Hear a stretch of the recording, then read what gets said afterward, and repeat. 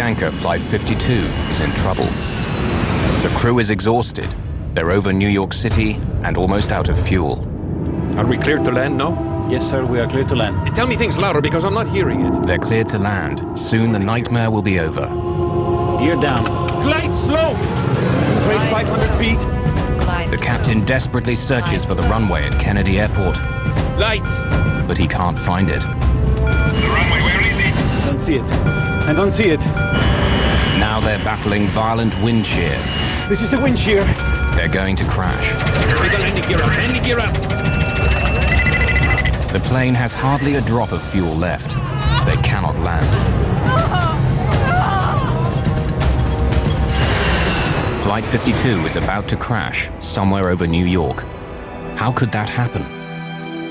Even the world's finest air crash detectives will never agree about who is to blame. Relevance of testimony. Southwest of Kennedy Airport, with a track brought up. What's the motivation? 106 to Main Street, north to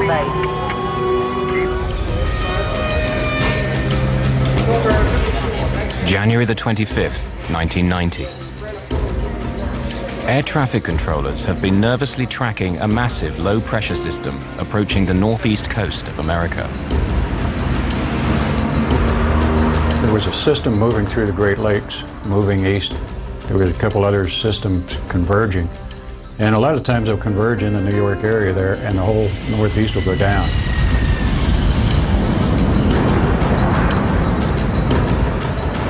The weather is already near the safe minimum to land a plane.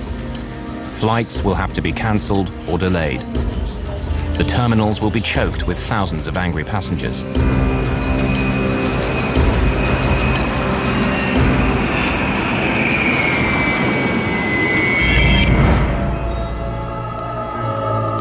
Despite the terrible weather, the air traffic managers in Washington, D.C. order controllers at Kennedy Airport in New York to set a high landing rate. Air travel is vital, and they're under tremendous pressure to delay or cancel as few flights as possible. There's pressure because that's the business they're in. The business is moving passengers from A to B. That's what the airlines are paid, and the controllers are paid to help that work. Management in Washington, D.C. is pressuring New York to take on more flights than they feel is safe. Despite the weather, they want them to land 33 aircraft per hour. We don't like it. We're going to have the worst possible conditions for landing aircraft at Kennedy Airport. We can't use runway 13. We have to use runway 22 because of the conflicts with other airports. And because of the winds, we don't like the rate of 33 an hour. 33 is it, and you'll take it. Scores of overseas flights with thousands of passengers are already on their way. They have to land somehow. What are we going to do with foreign traffic? We'll just give them airborne holes. Well, we know we're going to have wind shear and missed approaches, and this is going to be a very bad day. I've got very bad vibes about this day. No. 33. You'll shake it. And that set the scenario at about 7 or 8 in the morning before we left Medellin. At 7 or 8 in the morning, the scenario was set for this accident to happen. But within the next few hours, fog and low clouds have closed the main runway at JFK. Now, whatever their bosses say, the controllers won't be able to land 33 aircraft an hour.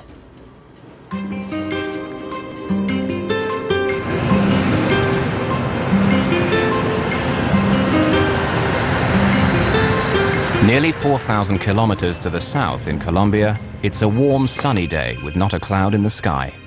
Avianca Flight 52 is now boarding passengers for New York, among them Miriam and Luis Montoya and their 2 young daughters. After a short business trip, Nestor Zarata is traveling home to New York. I received a telephone call telling me that if I could be in the airport in half an hour and not ask any questions or request anything, I would get on the direct flight to New York. In the cockpit, flight engineer Matthias Moyano monitors the loading of about 6,000 kilos of fuel, making a total of some 36,000 kilos. Enough for the journey, plus an extra 2 hours flying time. Avianca 052 Heavy, request clearance for takeoff, runway 11. Just after 3 o'clock in the afternoon, Avianca 52 takes off from Medellin with its maximum allowable fuel load. The Colombian airliner heads north for the United States with 158 passengers and crew.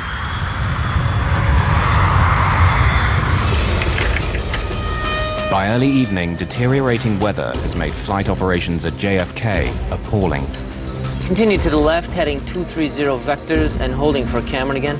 With no way of turning back the overseas flights, aircraft are forced to circle round endlessly, waiting to land. Turn left. There is a wind shear alert on final at 1,500 feet. Turn left. Controllers work frantically to keep track of the growing number of aircraft now in the skies over New York. Airlines 251, you are clear to land. JFK, any idea how long those delays are going to be? I talked to someone else over there, no idea. I'm holding over here. Delay's indefinite due to the weather. The traffic's missing the approaches. They're going around. I just can't give you a good answer. Your guess would be as good as mine. That's the best I can tell you.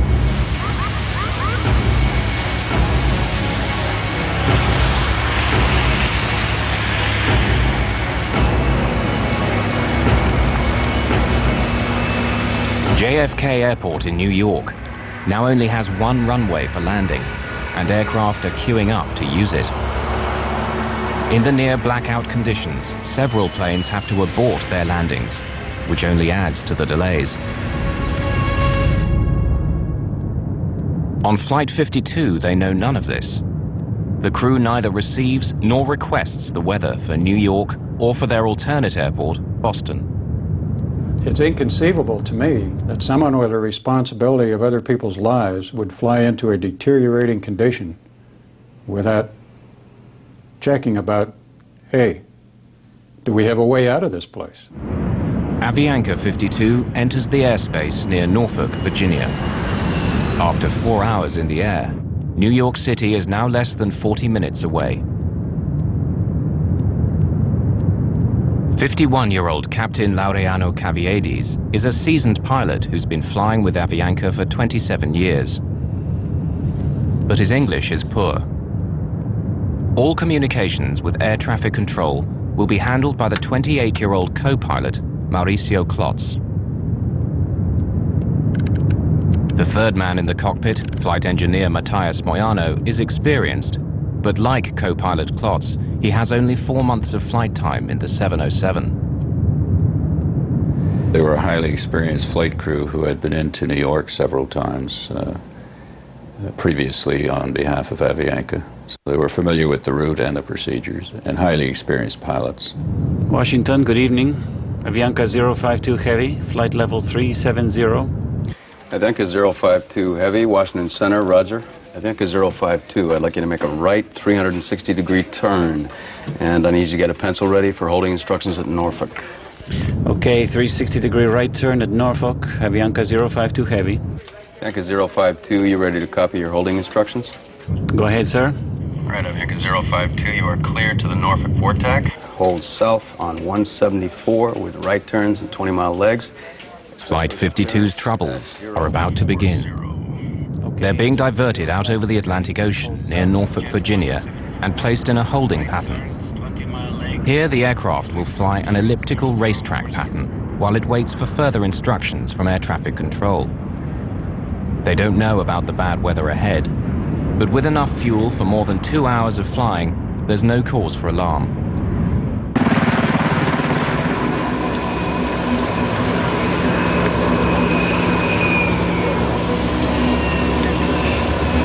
This area in the northeast corridor of the United States is one of the most congested airspaces in the world. Incoming traffic from overseas is routinely directed through a pipeline of controllers before being cleared to land at one of 3 major airports in the New York area: JFK, LaGuardia, and Newark. Tonight, Avianca 52 will come under the direction of more than 6 controllers, each of whom is trying to get the aircraft now circling over New York safely down on the ground. Just got off the line. It's indefinite holding at this time. 080.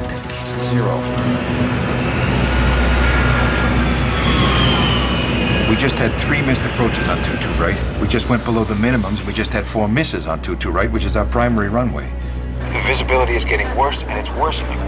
All right, how many are you holding? Well, we're still holding the 12 or 13 we had earlier. We're expecting some pretty lengthy delays in another hour, so. While air traffic controllers try to cope with the increasing backlog of flights, Avianca Flight 52 circles for 19 minutes over the Virginia coast, waiting for permission to continue its journey to New York. Avianca 052, expedite descent through level 33. Just leave flight level 330 within 3 minutes, please. Okay, we'll leave 330 within 3 minutes. Avianca 052 Heavy. The Avianca jet is on its way to New York at last, but they have no idea of the trouble that awaits them.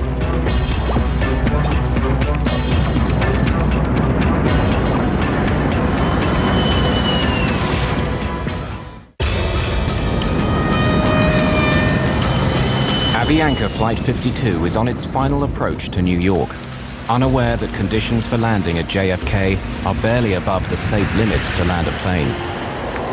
It's a pitch-black night with heavy mist, rain, and sudden violent winds. This is Central. I was wondering how your weather was doing up there. It's pretty bad at this point. We got all sorts of wind shears and missed approaches. Due to not seeing a runway. You're still trying on a 30 rate. Yeah, rather unsuccessfully at this point. The winds are starting to pick up.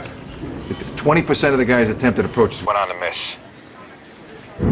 The plane has now almost used up the fuel planned for the journey and will shortly start eating into its reserves. The crew is considering diverting to their alternate airport in Boston, just 340 kilometers from New York. Washington Center, Avianca 052 Heavy. Avianca 052 Heavy, go ahead. Do you have any information about delays to Boston? Boston, I'll check that, sir. Thank you. The Washington controller asks his assistant to check on the conditions at Boston, but he gets distracted juggling other aircraft and forgets all about Avianca's request.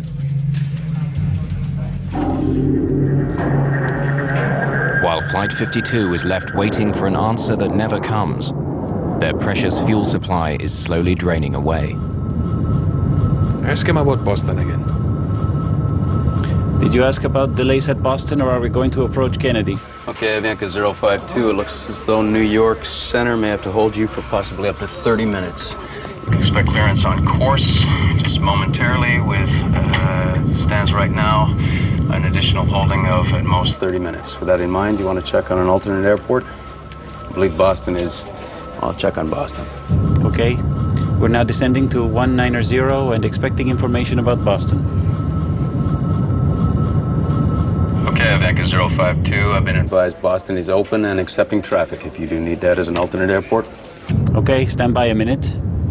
Flight engineer Moyano begins to calculate how much fuel they'll have after an additional 30 minutes of holding. Even before they can respond, Washington Control directs them to another holding location. Avianca 052 Heavy, make a right turn now to intercept the Cameron 2 arrival. Cleared on course, maintain flight level 190. Flight 52 is now off the New Jersey coast in an area known as Cameron, less than 72 kilometers from Kennedy Airport, but it seems as far away as ever. During all those holding times, I was praying and trying to see where we're going to land. I mean, when we're going to be on the ground. I don't want to be here anymore. Ladies and gentlemen, this is your captain. I apologize for the delay, but it appears we're going to be holding as we wait our turn to land in New York. Please remain seated with your seatbelts fastened, and we should have you on the ground shortly. Thank you. There was a point where the captain announced that there was traffic in the New York City area and that we would be on hold for a while and that he would get back to us. It will be the last communication the crew has with the passengers. Flight 52's situation now goes from bad to worse. Avianca 052, descend and maintain 14,000. It's handed over to the New York controllers, who even on a good day can be intimidating. And today is not a good day. There are up to 39 aircraft trying to land and dozens more on the ground waiting to take off. Avianca 052, expect for the clearance at 0139. Avianca 052 Heavy, roger. Tired and frustrated, the crew of Avianca 52 continues to circle the crowded airspace over New York while they wait for clearance to land. After more than 5 hours in the air, Luis Montoya is anxious to get his wife and 2 young daughters on the ground and back to their home in Queens.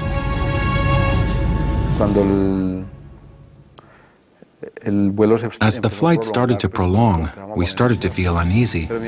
My wife was carrying the baby at all times, and we were wondering what could be happening. After all, they weren't giving us any information, and most people began to feel nervous. New York Center finally gives the crew of Avianca 52 the message they've been waiting for. Avianca 052 Heavy, Aviar Kennedy is 2,400 feet. Can you accept an approach? That's an affirmative, sir. They think they're finally in the clear. Avianca 052. Then, calamity. The foul weather and zero visibility forces several aircraft just ahead of them to abandon their landing attempts and make a second attempt. The controllers have bad news for the Colombian airliner. Avianca 052. Continue to the left, heading 230 vectors, holding at Cameron again. Another hold. Okay, 230 vectors for holding at Cameron. Kennedy, Avianca 052. Avianca 052, go ahead. Thank you, sir. You have any estimates, sir? Avianca 052 Heavy, I might be able to get you in right now. Stand by. Thank you. The crew wait silently and hope. But when the reply comes, it's more bad news. Avianca 052, we just got off the line. It's indefinite holding at this time. The Avianca 052, turn left, heading 090, hold at Cameron, maintain 1000. They've been held up for 48 minutes on the way here. Now they've been circling around for another 25 minutes, only a few miles from the safety of JFK Airport. They were progressively moving toward JFK, and they were held in the air for 3 times. This certainly would put some stress on the crew as to the fact they want to go from A to B. They don't want to fly in a racetrack for an hour just holding. At 8:55, the cockpit voice recorder begins recording the last 40 minutes of Flight 52. The crew at this stage seem resigned, or are perhaps too timid to complain. Moments later, Avianca is given more unwelcome news. Avianca 052, expect further clearance time 0205. Expect further clearance in 20 minutes. It's now that the stress level in the cockpit begins to rise. 0205. Well, I think we need priority. We are passing out of fuel. Avianca 052, roger. How long can you hold and what is your alternate? Okay, stand by a minute. The flight engineer quickly calculates the remaining fuel. Yes, sir, I will be able to hold for 5 minutes. That's all we can do. Avianca 052, roger. And what's your alternate? We said Boston. But it's full of traffic, I think. Avianca 052, say alternate again. It was Boston, but we can't do it now. We'll run out of fuel. Avianca 052, cleared to land at Kennedy via heading 040, maintain 1000 at speed 180. The Avianca crew, when they felt it, they were being handed off to an approach controller now and given a heading and a lower altitude. I'm sure in their minds they thought, well, they even commented on the cockpit voice recorder, we're being handled or we're being taken care of. It's okay if I send 4 more your way? Casino, I'm back in the hold again. I got 4 in the stack and there's no end in sight. I can't keep you times. I'd be guessing if I did. This guy's killing me. Avianca 052 only has 5 more minutes in the hold. You gonna be able to take him or I'll set him up to his alternate? What is his speed now? I'm not sure, to be honest with you. Holding speed. Slow him to 180 and I'll take him. Say again? Slow him to 180 knots and I'll take him. You guys holding a lot? Man, we're holding all up and down the coast. Ah, that's good practice, man. But in this critical handoff from one controller to the next, there is no specific mention of Avianca's critically low fuel. Nobody told the next controller that.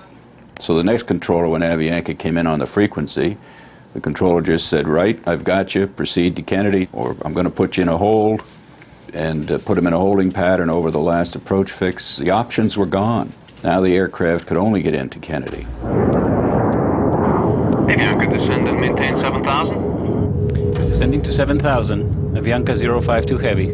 Avianca 052, before you go, there is a wind shear alert On final at 1,500 feet. Turn left, heading 090. Left, heading 090, Avianca 052 Heavy. The high-level wind shear was passed on early on, so he was aware of that. But the low-level wind shear below 500 feet was not passed on.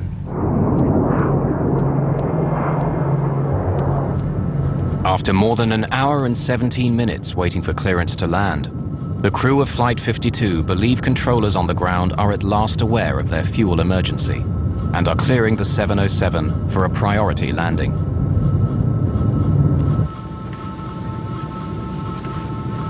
In the cabin, the flight attendants and passengers have no idea that their plane is dangerously low on fuel. Then the go-around procedure is stating that the power be applied slowly. In the cockpit, the crew now hastily discuss the go-around procedure, what the manual says they must do if they can't find the runway through the fog and low clouds and have to go around a second time. It's standard procedure. Power be applied slowly and to avoid rapid accelerations and to have a minimum of nose-up attitude. To maintain what? Minimum nose-up attitude. That means... Flight engineer Moyano is concerned that if the captain were to pull up the plane's nose too sharply, all the remaining fuel would slosh to the back of the tank, causing engines to stop. Covered on fuel during the go-around. What it means is it doesn't contain fuel for feeding itself and a flameout could occur. And it is necessary to lower the nose again. Right now we are proceeding to the airport inbound. We have 17 miles. Roger. This means we'll have hamburger tonight. Avianca, descend and maintain 3,000. Descend and maintain 3,000. Avianca 052 Heavy. 3,000 feet. They got us. They're already vectoring us. No, they are descending us. And they are giving us priority. Avianca 052 Heavy, contact Kennedy Tower 119.1. Good day. Only minutes before landing, Flight 52 is handed off to a JFK tower controller whose shift is about to end. Avianca 052 Heavy, Kennedy Tower 22 left. You are number 3 following 727 traffic on a 9-mile final. Avianca 052 Heavy, roger. Can I lower the landing gear yet? No, I think it's too early. If we lower the landing gear, we have to maintain a very high nose attitude. So desperately low is their fuel that the first officer wants to delay putting down the landing gear, which will increase the aircraft's drag, requiring more power and using more of what little fuel they have remaining. I was so happy. For me, it was like a joy. I mean, we're going to land soon and this is going to be end. Avianca 052, what is your airspeed? Avianca 052, 140 knots. Avianca 052, can you increase your airspeed 10 knots? 10? Okay, 10 knots, increasing. Increase. 10 knots more. Tell me things louder because I'm not hearing it. Lower the gear. Gear down. Avianca 052, 22 left, wind 190 at 20, cleared to land. Clear to land, Avianca 052 Heavy. Wind check, please. 190 at 20. With the weather deteriorating and flying on fumes, the crew of Flight 52 will have only one chance of getting their 149 passengers safely on the ground. Avianca 052, say airspeed. 145 knots. Are we cleared to land now? Yes, sir, we are clear to land. Stand by. Flaps 50. Landing checklist complete. It was extremely important that Avianca 52 landed on their first approach, JFK. The voice recorder revealed that the captain was certainly quite concerned about the fuel state, and he was talking aggressively with the first officer, putting out flaps, getting the airplane configured. It was time for the flight engineer to say, this is the only approach we're going to be able to make, and he didn't. Give me 50. Flaps 50 now. All set for landing. Standing by for lights. Slightly below glide slope. 1,000 feet above field. Instruments cross-checked, slightly below. Stand by for lights. Stand by. The wind is slightly from the left, 190 to 20. Below glide slope. With about 10 minutes of fuel remaining and nearly 4 kilometers from the runway, Flight 52 finds itself flying into violent wind shear, forcing them to slow the plane down. they were getting like 60 knots of wind on the nose. And then as they descended on down through about 500 feet to the ground, they were down to 20 knots. So that's 40 knot change and 1,000 feet of elevation. That's a lot. This is the wind shear. Now the wind changes direction. It's pressing them down towards the ground. Glide slope. Glide slope. Sink rate Glide 500 slope. feet. Glide slope. The captain desperately searches for the runway, but it's shrouded in low clouds and fog. Terrain. Lights! The runway, where is it? I don't see it. I don't see it. The plane's warning system is telling them that they're about to crash.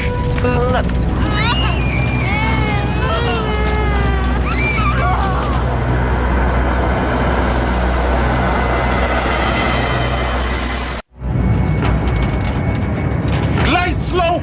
Sink rate 500 feet. Just 4 kilometers from touchdown, Flight 52 has been caught in violent wind shear. To save the plane, Captain Caviedes applies full throttle, burning up more of the plane's precious fuel. Give me the landing gear up, landing gear up!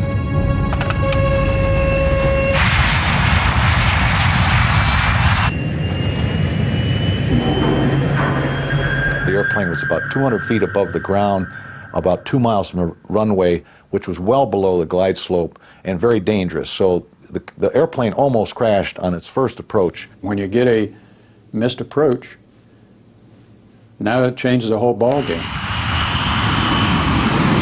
Request another traffic pattern. Executing a missed approach. Avianca 052 heavy. The operation of pulling the plane up in the missed approach was a very violent one. I don't know what happened with the runway. I didn't see it. I didn't see it either. I didn't see it. Avianca 052, you were making a left turn, correct, sir? Tell him we are in emergency. 2,000 feet. That's right, to 180 on The heading, and we'll try once again. We are running out of fuel. Okay. What did he say? I already advised him that we are going to attempt again. Advise him we are in emergency. Do you tell him? Yes, sir, I already advised him. But the tower controller, at the end of his shift, transfers Avianca 52 to his counterpart in approach control. They'll have to begin all over again. Contact approach on 118.4. Approach, Avianca 052 heavy. We just missed a missed approach and we are maintaining 2,000. Flaps 14. Avianca 052 heavy, New York. Good evening. Climb and maintain 3,000. Advise him we don't have fuel. Climb and maintain 3,000. We are running out of fuel, sir. Okay, fly heading 080. Did you already advise him we don't have fuel? Yes, sir, I already advised him. We are going to maintain 3,000 and he's going to get us back. As they get back in the pattern and circle the field and come back in again. That again adds to the traffic jam that was being created at Kennedy Airport. Avianca 052 heavy, I'm going to turn you about 15 miles northeast and then bring you back onto the approach. Is that okay with you and your fuel? What did he say? The guy is angry. I guess so. Thank you very much. These guys were out, and they didn't say we were out. And he allowed the approach control to vector them way out in the original pattern and 15 miles north of the outer marker again. Flight 52 is instructed to fly a long approach pattern for another landing attempt. The plane is down to its last dregs of fuel as the crew waits for final clearance from ground controllers. And then they were run way out towards Long Island and vectored all around, which was equivalent to holding for another 15-20 minutes. Did you get clearance yet? Can you give us a final yet? Avianca 052 heavy. Avianca 052. Affirmative, sir. Turn left, heading 040. Climb and maintain 3,000. Negative, sir. We are running out of fuel. Okay, turn left, heading 310, sir. Set flaps 14. Okay, and you're number 2 for the Approach. I just have to give you enough room so you can make it without having to come out again. Okay. We're number 2 and flying 360 now. Avianca 052 heavy, turn left, heading 330. The lights in the aircraft start to flicker, a sign that the engines are being starved of fuel. 330 on the heading, Avianca 052. Once there's no fuel flowing through the pump out of the tank, an amber light comes on to tell you that tank is empty. Flame out! Flame out on engine number 4! Flame out on it! Flame out on engine number 3! From the runway. The passengers can hear the sound of the engines beginning to shut down. When the engines went off, I looked over to the lady that was sitting next to me, and I asked her to give me her hand. And I philosophically accepted, I might die here. This is it. Avianca 052, we just lost 2 engines and we need priority, please. Avianca 052. Turn left heading 250, intercept the localizer. 250, roger. Select the ILS. ILS. Avianca 052, you're 15 miles from the outer marker. Maintain 2000 until established in the localizer. Cleared for ILS 22 left. Roger, Avianca. You select the ILS. It's ready on 2. When all the engines flame out and the generators fall off the line, a considerable amount of power is lost, electrical power is lost.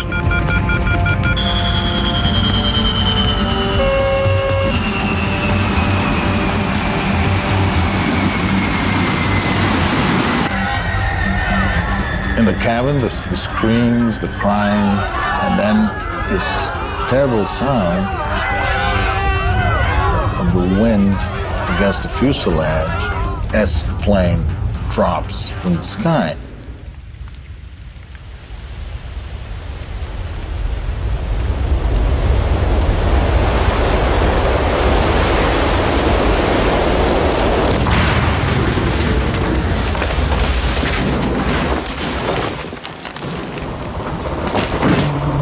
Avianca 052, radar contact lost. Avianca's missing due to the weather thing. Yeah, Avianca 52 lost an engine. We're Trying to find out why. Yeah, we're no longer talking to Avianca. He's 15 northeast of Kennedy. Ah, wonderful. At Clipper 18, turn left heading 180. 6.5 hours after leaving Colombia, Avianca Flight 52 is missing somewhere over New York.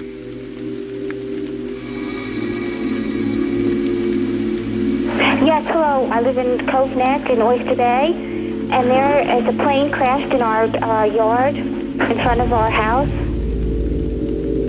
When I woke up, the first thing that I did, I put my hand over here in my back, and I was bleeding. I said, "Oh my God, we crashed." Both my legs were broken, and I had, blood all over the place. El asiento en el que estaba sentada la hija mía, sí recuerdo que The estaba seat where my daughter was sitting was totally destroyed by pieces of steel that happened to have come from the wing. pedazos de hierro que entraron del ala y I found my baby Daniela amongst the pieces of a torn-up, twisted chair. And I picked her up like this, and she was drenched in blood. Bañada en sangre. Avianca Flight 52 has crashed on Long Island, New York, less than 28 kilometers from JFK Airport. From deep in the woods, medical technician Bob O'Brien can hear the survivors before he can see the shattered 707. What I first heard was there were just some people who were crying in pain, but it was apparent immediately what had happened when the plane hit the mountain and just stopped dead. It just fell out of the sky. That's how witnesses describe the crash of Avianca Flight 52. A strangely silent crash. There was not a big fire here. That will make it easier for investigators to examine if there were any gas or engine problems. There have been reports of lightning in the area just before the plane went down. The spokesman for the controllers union says that Kennedy is critically understaffed, a problem that is compounded by bad weather. Rescuers have not yet given up on finding more victims. Lo primero que me acuerdo es que yo miro y First thing I remember is that I looked up and I saw a priest. He was praying for me and I was lying down on the ground. Right above us, I saw 3 or 4 helicopters flying over us. 3 o 4 helicópteros volando encima mío.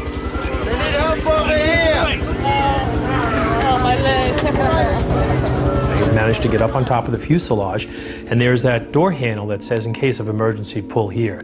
So I pulled that door handle, and that door handle just went, and the door came open about 4 inches. And then I was able to flip that over, and I could just see piles and piles of people strapped in their seats. The extreme G-force of the crash has broken off the cockpit and catapulted it through a stand of trees and into the deck of a home some 30 meters from the impact site. 707 on behalf of Orange Music on a paper service.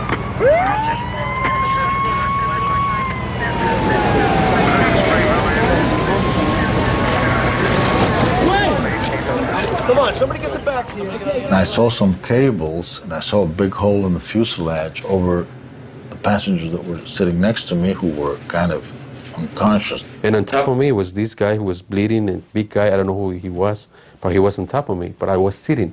I pulled myself with those cables towards that hole, which was over the wing. I started screaming, hey, help me out, help me, take me out of here. And then somebody, when they realized that I was alive, they removed they took away the guy who was on top of me, and they took me out of the airplane. At that moment, a fireman was climbing on the wing, and he saw me, and he said, there's a guy here, and he pulled me out. Okay. 37 fire and rescue companies from Nassau County are quickly mobilized.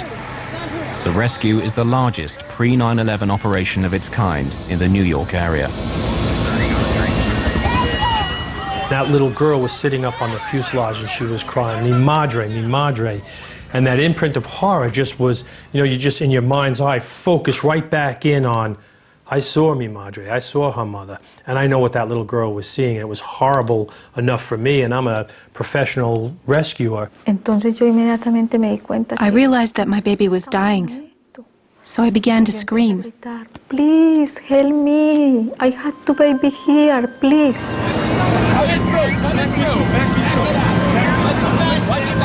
The plane has crashed in the wealthy neighborhood of Cove Neck, near the home of the father of tennis star John McEnroe. Medics set up a makeshift triage unit on his lawn.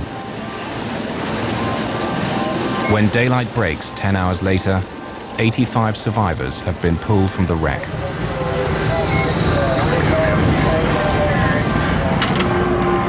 The lead flight attendant is the only member of crew to survive the crash. Of the 11 babies on board Flight 52, all but one are found alive.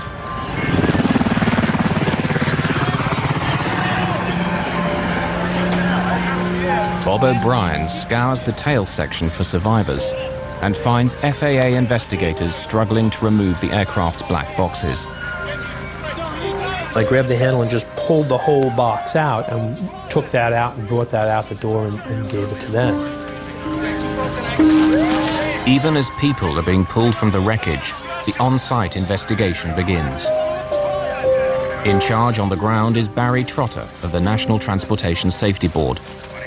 A former airline pilot, Trotter became an investigator after losing his right arm in a motorcycle accident. The condition of the aircraft was really astonishing to see that that much of the structure was left in the condition that it was in. Unaware of the details of Avianca's troubled flight, investigators quickly find a valuable piece of evidence. You could look at the engines right away and you could tell the engines were not turning. So there was no power on the engines. That was the first big clue. Trotter and his team examine the fuel tanks and find just a few gallons of jet fuel still on board. It becomes clear why the 707's engines stopped turning, but the question of who's to blame is still to be answered. In the community of Cove Neck, New York, salvage workers begin the task of dismantling the shattered remains of Avianca Flight 52. But there's still one critical question. Who is responsible for Flight 52 running out of fuel and causing the death of 72 passengers and crew? The answer will be worth millions of dollars and affect dozens of lives. At the lab of the National Transportation Safety Board in Washington, D.C., investigators are eager to recover data locked inside the two black boxes. The most telling of these is often the flight data recorder, which records critical information, such as the plane's altitude, airspeed, and heading. When we recovered the flight data recorder and brought it to our lab in Washington, we opened it and found that the foil wrap was not hooked up, and someone had actually intentionally taped the end of the foil so it wouldn't fly around and put it back in the airplane. Without the crucial flight data recorder, investigators rely heavily on Flight 52's cockpit voice recorder, which is found with more than 40 minutes of voice recordings of the crew and communications between the first officer and air traffic controllers. Yes, sir. We are clear to land. Stand by. All set for landing. Below glide slope. And it was apparent from the voice recorder transcript and tape that the captain was not understanding the first officer's radio communications that were being made in English. Everybody wants to blame the pilot, but he may be the last person to make a decision, and the scenario which caused him to be in that position where he makes the decision was created by several other people along the route. The captain asked the first officer about 9 times to clarify information or repeat it or to pass on information. We are going to attempt again. Faison, we are in an emergency. Do you tell him? Did he make a conscious decision to run out of fuel? No.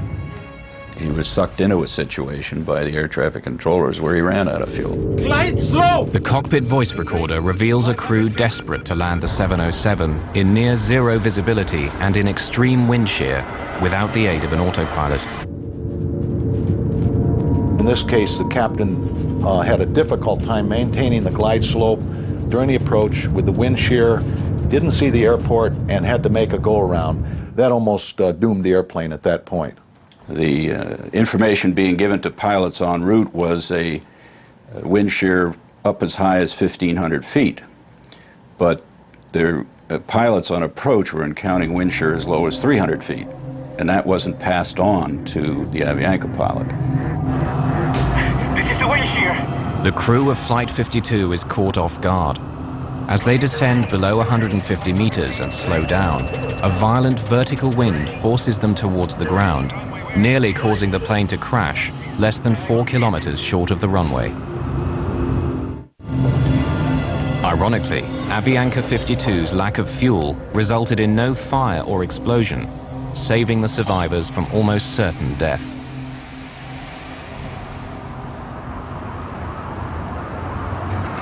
If the flight would have found some level ground, it was conceivable he would have slapped the fuselage down and slid to a stop. With no fuel, there would have been no fire. And I think it's very possible that most of the people would have survived it in that case. As the hearings into the crash begin, lawyer George Tompkins is confronted by controllers who maintain that the Avianca crew failed to use the word emergency, instead using the word priority to communicate their situation. The government took the position that the pilot never declared an emergency, so no one knew that he had a problem. But saying you're getting low on fuel and saying you cannot make your alternate, the word emergency is not necessary to say. Negative, sir. We are running out of fuel. We just lost 2 engines and we need priority, please. And they thought they were telling them when they said we need priority. Para nosotros en español la palabra prioridad significa. In Spanish, for us the word priority means first. Corre a mí, te estoy necesitando. Attend to me, run to me. I need you right now. No sé si es que I don't know if priority in other languages means that you can wait. Significa que puedes esperar. Avianca 052 only has 5 more minutes in the hold. You gonna be able to take him, or I'll set him up to his alternate? What is his speed now? I'm not sure, to be quite honest with you. Holding speed. The NTSB concludes that air traffic's handling of Avianca 52 was proper, considering the information they were getting from the flight crew. Many of the passengers are shocked and outraged by what they feel is a gross injustice, that air traffic control is found blameless. Avianca sues the Federal Aviation Administration, which employs the air traffic controllers, saying they should have done more when Flight 52 told them they were running out of fuel. The FAA settles and ends up paying around 40% of the estimated $200 million compensation due to the victims.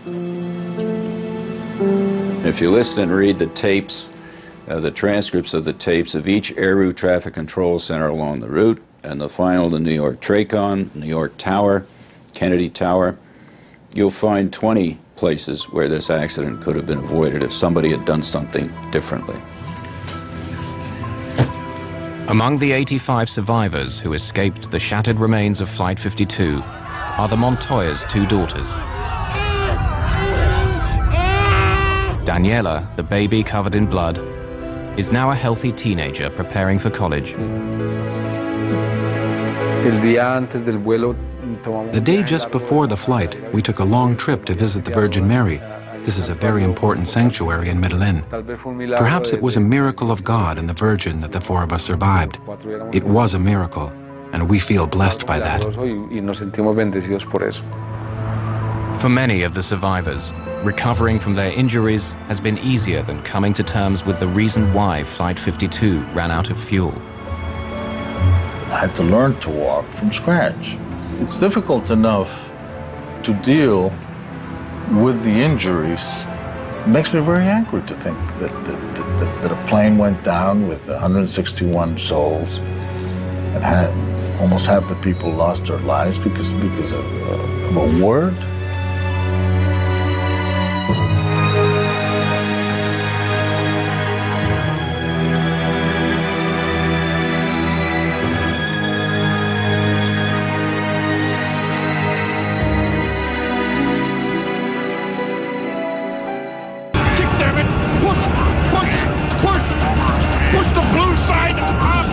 They tried to fly the airplane even upside down. They never for a moment believed that they could not find a way to control this airplane. I'm pushing. Okay, let's get rudder. Left rudder. Left rudder. Can't reach it. Okay. Right rudder. Right rudder. Plane was being knocked from side to side. It turned upside down. It was spinning. Persons were being thrown against the walls of the plane, falling out of their seats, and the cockpit voice recorder screaming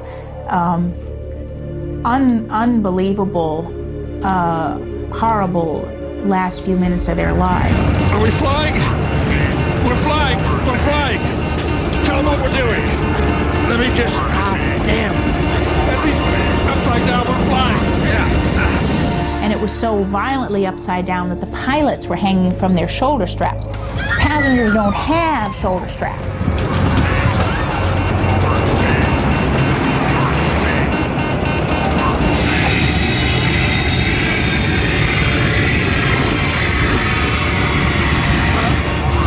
Here we go.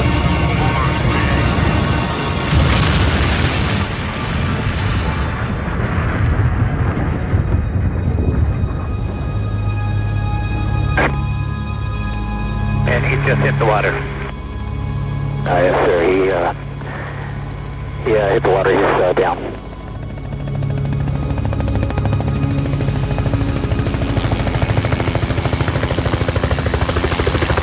After a terrifying 60-second dive, Flight 261 hit the Pacific Ocean at close to 250 miles an hour.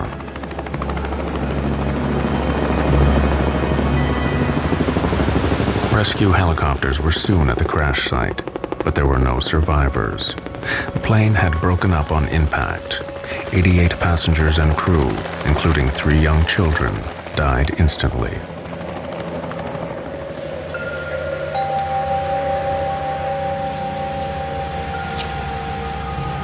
Fred Miller lost his daughter Abby and her husband Ryan. These people suffered on the way down. This was not a pretty way to die. One witness said it spun at times, almost like a top. And he said, to think people, somebody who has a life to live is in there, dying. He says it's one of the most horrifying memories I'll ever have.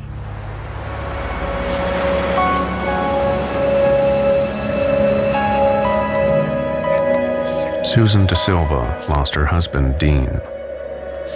I know that they went through a horrible, horrible experience. This was a violent end these people suffered. There were no bodies that were intact or even close to intact. And they were conscious for a long time before it all came apart. Colleen Worley died along with her fiancé, Monty. As a mother, keep waiting for your child to come home. And Colleen had traveled so much in her life that it was unusual not to have her just walk in the door. All this time you're thinking something caused this, something made this happen, and I want to find out who's responsible for this.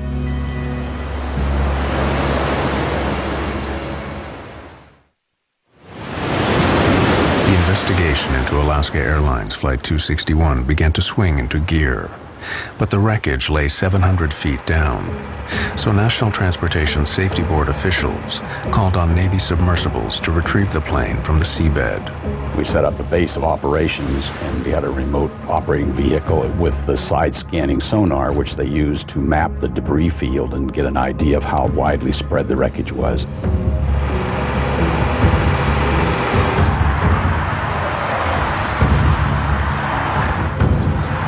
At the National Transportation Safety Board headquarters in Washington, the investigators' immediate concern was to find out what had brought the plane down. The first clues came from the cockpit voice recordings. LA, Alaska 261, we're with you. We're at 22.5. We have a jam stabilizer, and we're maintaining altitude with difficulty. We immediately suspected some problem in the tail of the airplane, which is where the controls are. Or something was wrong back there, and that was the key piece of wreckage to look for. The MD-83 that crashed was a revised version of the Douglas Corporation's DC-9, which was an extremely popular plane. Over 2,000 were delivered to airlines worldwide. The engines were at the rear of the plane, and the distinctive T-shaped tail was an essential element of the design.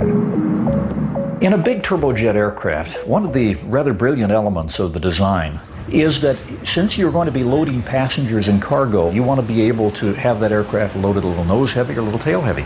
Well, in order to do that, you actually had to have that entire stabilizer moving.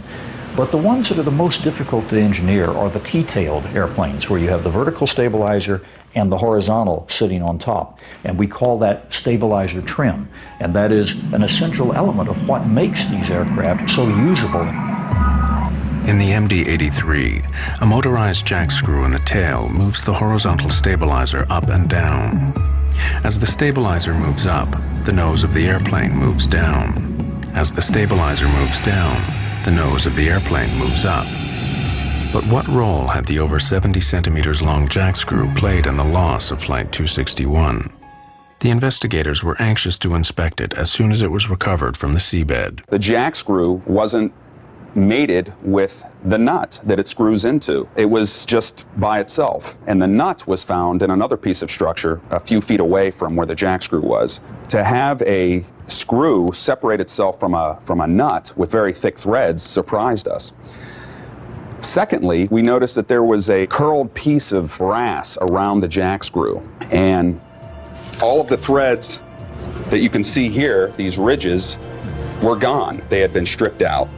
And the remnants of those were found coiled on the jack screw. Once the thread had been stripped off the nut, the jack screw could no longer turn. The pilots could not have known the real nature of the problem.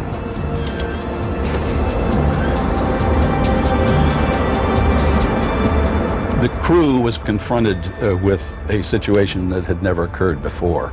There is no failed jack screw procedure in the quick reference handbooks that they have available. There is no training for it.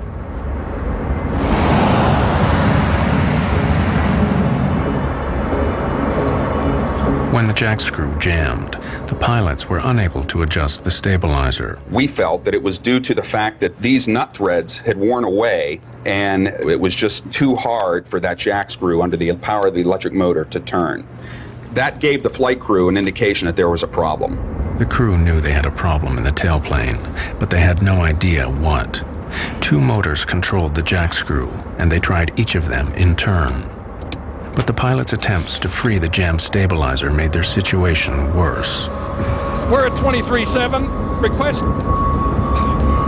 Yeah, we got it under control here. No, we don't.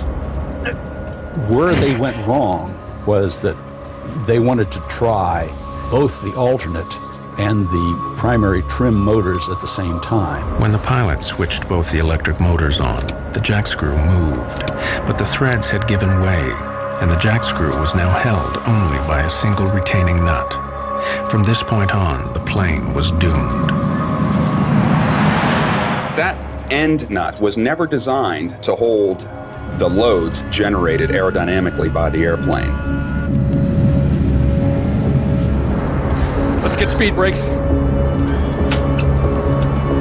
Give me high pressure pumps. Okay. Now we know, in the glaring light of hindsight, now when we turn the situation around in time and look back, we can see that this aircrew and no aircrew should have ever been fooling with the trim and trying to run it back and forth. The retaining nut grew weaker and weaker. Then, finally, through the loads beating down on that nut, the nut finally failed. Feel that? Yep. Okay, give me slats. The jack screw slid completely out of the Acme nut, allowing the horizontal stabilizer to move well beyond its aerodynamic limits. This is a bitch. Is it? Yeah. The stabilizer forced the plane down, and now completely out of control, it rolled over into its final dive. Okay, let's keep rudder. Left rudder. Left rudder. I can't reach it. This crew was working to recover the aircraft right down to the water. I mean, they did not give up the whole way down through the descent.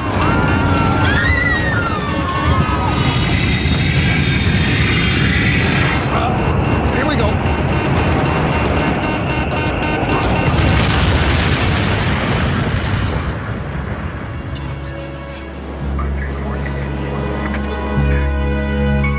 It was clear to the investigators that the failure of the jack screw was the only explanation for the plane's erratic flight path and final dive. But why had this happened? Why had the jack screw failed?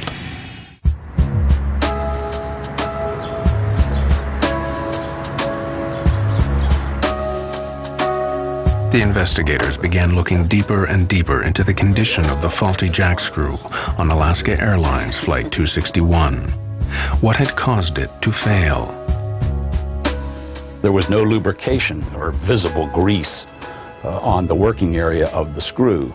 That was surprising and strange.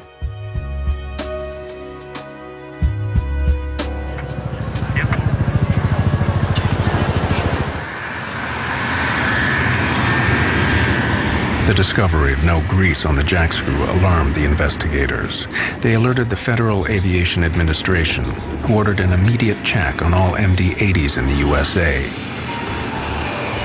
They made a shocking discovery. At Alaska Airlines, in 6 of its fleet of 34 planes, the jack screw assembly needed to be replaced after failing new inspections.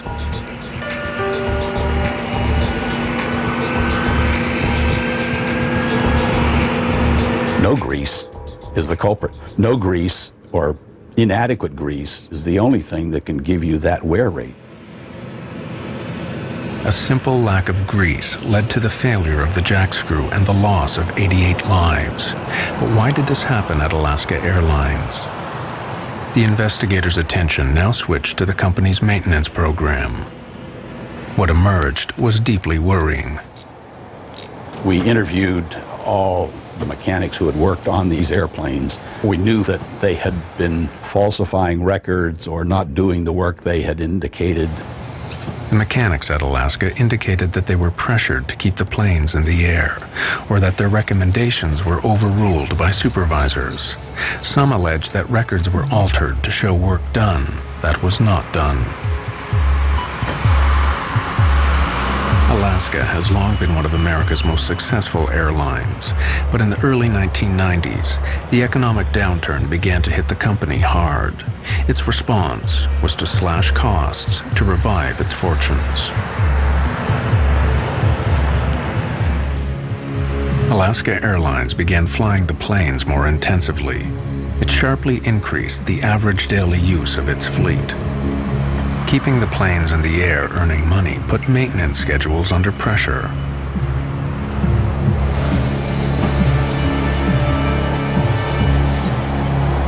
John Leotine was a lead mechanic at Alaska Airlines Oakland maintenance facility, where he worked for over 8 years.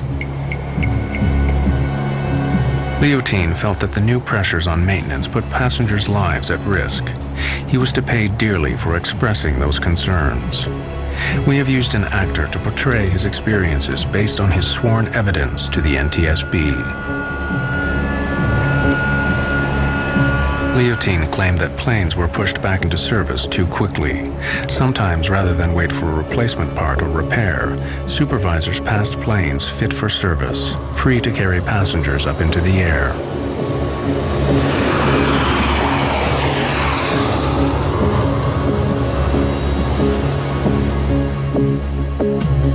In October 1998, over 15 months before the crash, John Leotine became so worried that he did something that would change his life forever. He reported Alaska Airlines to the U.S. Federal Aviation Administration, alleging violations in maintenance procedures.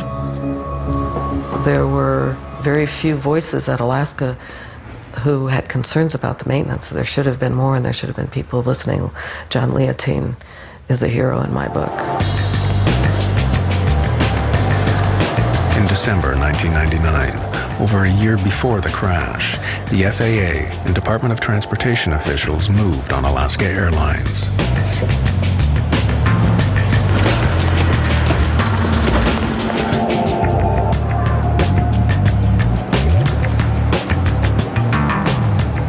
The case was referred to federal prosecutors, and the FBI raided Alaska's maintenance facilities and seized thousands of records. The raid was the opening shot in a federal grand jury investigation which would last 3 years. No criminal charges were brought against the company. Alaska Airlines officials denied that any unsafe planes were put into service or that passengers' lives were ever at risk. But the investigation revealed hundreds of violations of federal regulations. Alaska Airlines was fined. The FAA insisted on changes to the company's maintenance and safety procedures. The FAA also suspended 2 supervisors for falsifying records.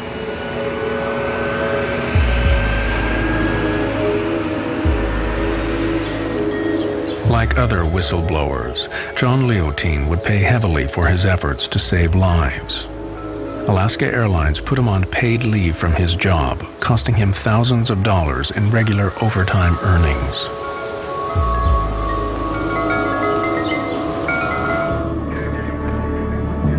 Then, in January 2000, John Leotine saw his worst nightmare come true. The kind of accident he had tried to prevent by contacting the federal authorities now took place just off the California coast.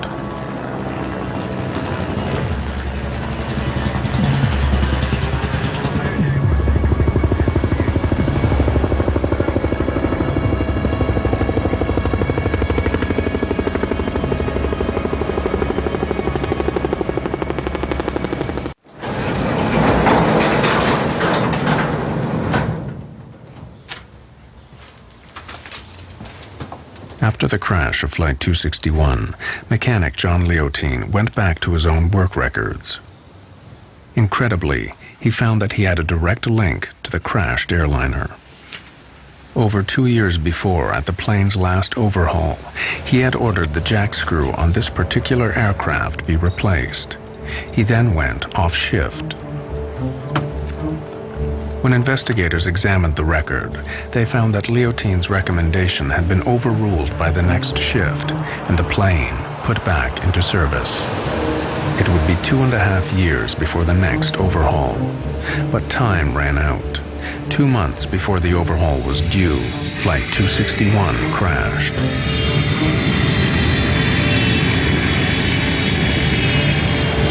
Alaska Airlines labeled Leotine a disruptive influence. Later, he sued the company for libel. Alaska settled, but Leotine could no longer work in the industry he loved. I get calls almost every week of somebody saying, should I blow the whistle? And I always tell them, you need to know, you need to be prepared to find another line of work, because you will not work in the industry and you will not work in the government. In most cases, it's almost impossible to be a whistleblower and survive your career.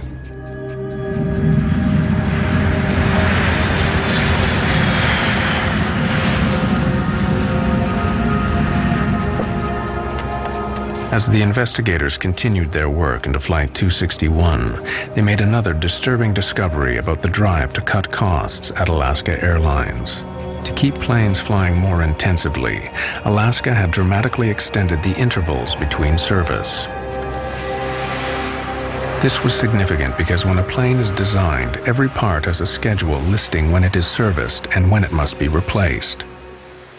You're supposed to go in and inspect every so many hours, and that's different on parts all over the planes. Some things you have to look at after every flight. Other things have to be inspected every 2 or 3 days. By 1996, Alaska Airlines extended the intervals between MD-80 jackscrew lubrications by 400%. Now, there was over 2,500 hours between each service. The extended service intervals were to prove fatal for Flight 261.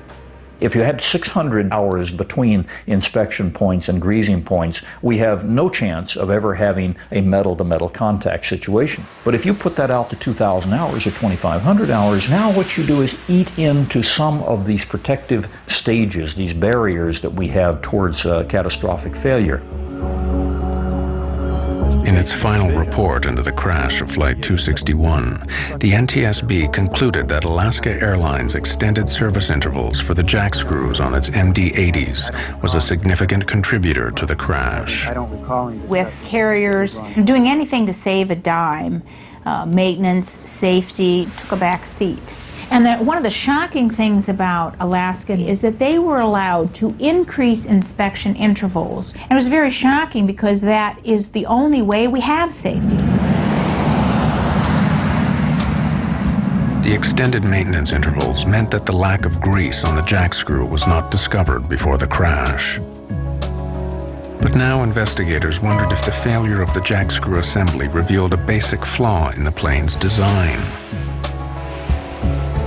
They discovered that the MD-80 broke one of the fundamental rules of aircraft design. It was not fail-safe. The design philosophy that has made aviation so safe is that we should never ever have a situation in which one catastrophic failure of some component of the airplane causes us to lose the airplane. There was no backup to the jackscrew and its nut. Engineers never envisioned a situation on the MD-80 where the jackscrew might fail. With inspections every 600 flight hours and replacement every 2,000 hours, the designers did not add an additional redundant backup system. It was utterly laughable that they said it was a redundant system. There's one screw and there's one nut. That's all there is. It's not redundant. The MD-80 continues to fly worldwide, despite the revelation of this potentially dangerous design flaw. The jackscrew assembly has not been redesigned. Inspection intervals have been shortened, but airlines still rely on proper maintenance to prevent the same accident happening again. In its final report, the National Transportation Safety Board concluded that the crash of Flight 261 was due to the lack of adequate greasing and the stretched service intervals. When coupled with the design of the jackscrew, these failures led to a completely avoidable accident and the loss of 88 lives.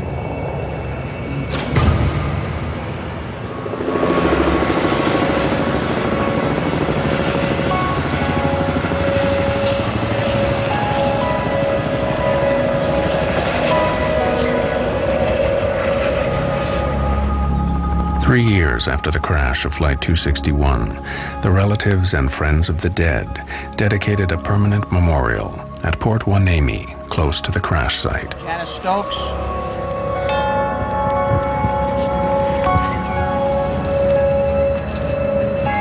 I think the best thing and the only thing in our infinite inadequacy of making up for the loss from this life is to say something that we've been able to say on a lot of other accidents to other grieving families, and that is, those deaths will not be in vain. We will not let them be in vain. Every one of those lives will be made to count in terms of making sure that 3, 4, 5, or 10 other people do not die. Miss Carol Carlson. Pauline was different. She was adventurous, and there's nobody like that in our family. And I don't know what we can do except to remember Colleen and to live our lives now a little bit better for her. You know, when I was growing up, we didn't wear seatbelts. There weren't even seatbelts in cars. And now we know that we need to wear our seatbelts. We didn't know that much about smoking cigarettes, and now we know that we can't smoke cigarettes. Well, there's a lot to learn about airline safety, too. Ryan Bushy. None of us are the same anymore. It's like walking into a giant storm. Wave after wave forming up, coming in, because it never stops. Grief over the loss of a child is not something I wish on anybody.